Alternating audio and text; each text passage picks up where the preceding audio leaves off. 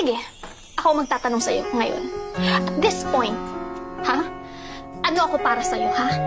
Ano gusto mong marinig, ha? Ano ako? Ha? Matabang wallet, ha? Sugar mommy? Gusto mong marinig? Totoo! Yung totoo? Yung totoo gusto mong marinig talaga? Yung totoo?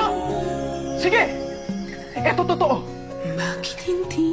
Sumakay lang ako sa putang inang trip mo. Dahil kaya kitang gamitin.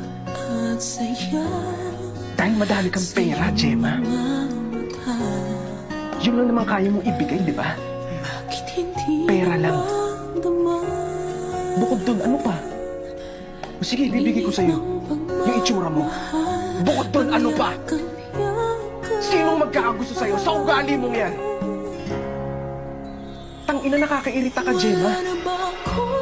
Sobrang desperado mong tao.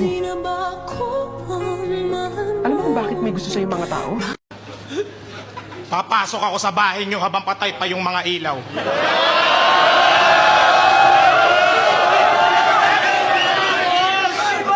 Makikiinom ako kahit hindi ako nauuhaw. At ikaw, buburahin ko lahat ng channel sa TV nyo. O shopping lang ang ititira ko.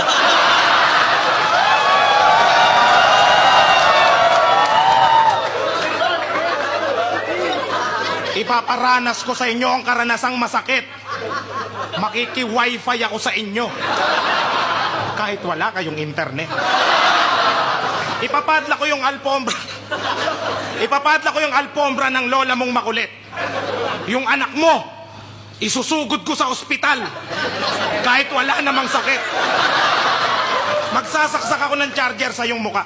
Magsasaksak ka ng charger? Oh, tignan mo, may extension sa baba.